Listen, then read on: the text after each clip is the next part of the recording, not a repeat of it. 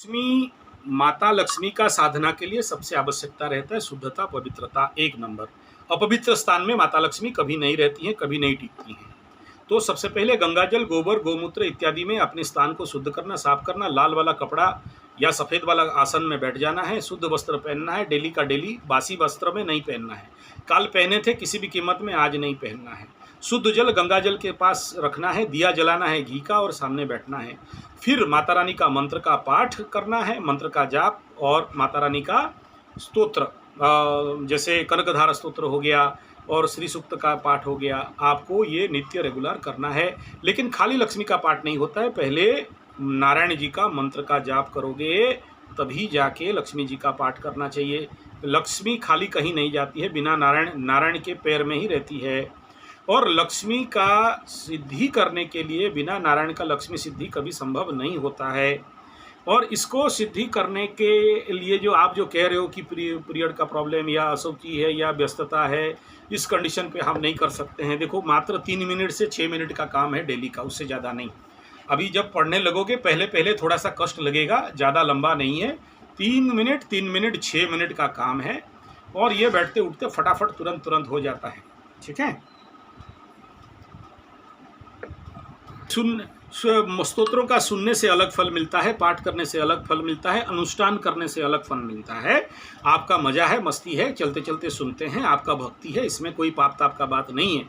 लेकिन यह कभी आशा ना करें कि मैं सुनूंगी तो मेरे को फ़ायदा मिल जाएगा। नहीं, सुनने से फ़ायदा मिलने वाला नहीं है। इसको अनुष्ठान करने से जाके कुछ हैवी रिजल्ट मिलता है। और ऐसे खाली पाठ कर देने से बैठते उठते उसका भी कोई रिजल्ट नहीं मिलता है।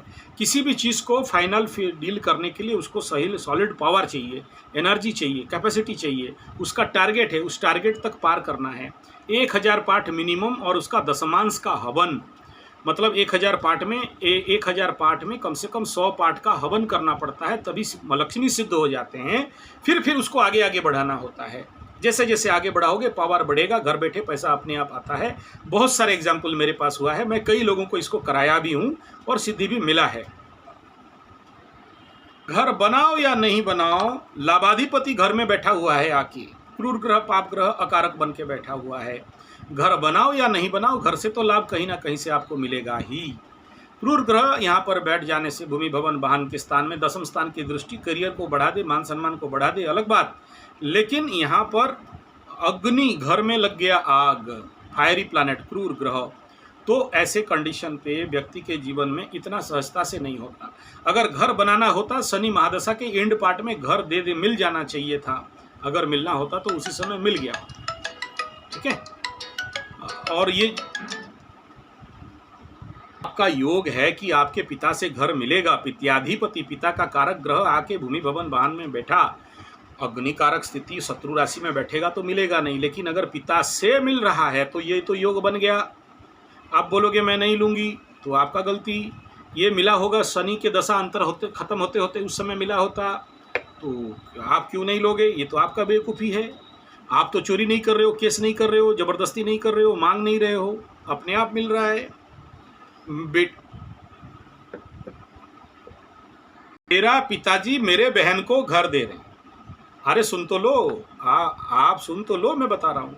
मेरा पिताजी मेरे पिताजी बहुत अमीर आदमी हैं, अपना बेटी को घर दे दिए, ज़मीन दे दिए खरीद के। हम भाई के हिसाब में हम विरोध करेंगे? यहाँ बोलेंगे दे दीजिए, आपका पैसा, आपका खुशी। मेरा पिता को अच्छा लगा बेटी को देने के लिए। कौन बाप नहीं चाहता अपना बेटी को देने के लिए? बेटियों का तो बेटी तो बाप का प्यारी होती है, दे दिए। आप नहीं लोगे, आपका मर्जी। तो ये जो आप कह रहे हो कि मेरे भाई के साथ नाइंसाफ़ी होगा, अगर आपका भाई गरीब है और आप अपने भाई को दया करना चाहते हो, अलग बात।